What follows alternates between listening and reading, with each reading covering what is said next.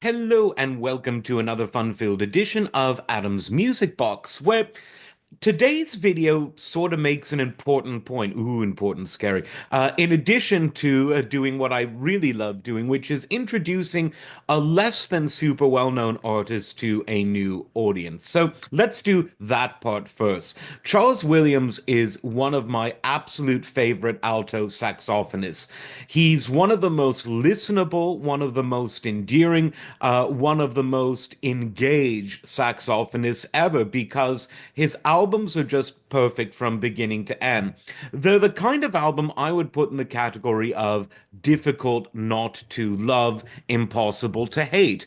And that's very different than, let's say, music that is historically relevant or particularly profound, but it's just as important as the music that I would put in that category. I would say that most of Mozart's early symphonies and concerti would be in this same category. So clearly it is important. And Mozart, obviously a world historical musical figure, but his early symphonies and concerti, I would say the relevance to today's audiences is that they are endlessly listenable without being overly challenging of the listener's psychological status quo. And there's something to be said for that.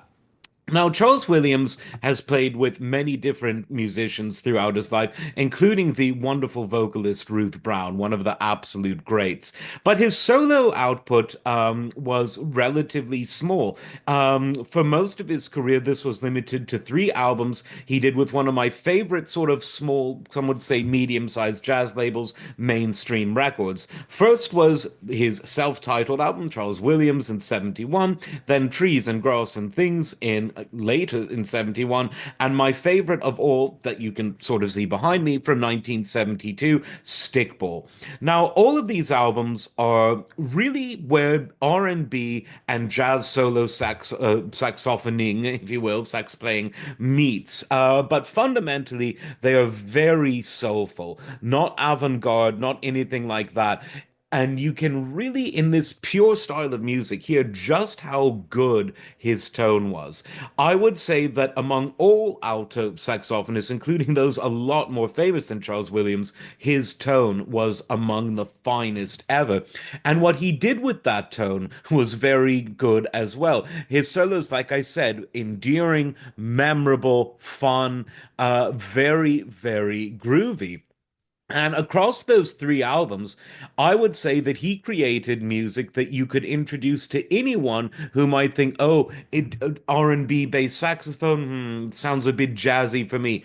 Play them these albums, and they'll see just how accessible good music can be, forgetting any labels or any genres. So that's my recommendation for today.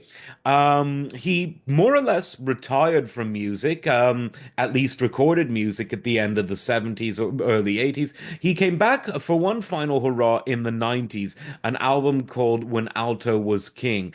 That's pretty rare to find. So if you can get a hold of that, please let me know because it is very, very out of print. But luckily for you, the three mainstream albums are on Spotify and all of the others. So definitely check those out. You will not be disappointed. As always, like, subscribe, and we'll see you next time. Take care.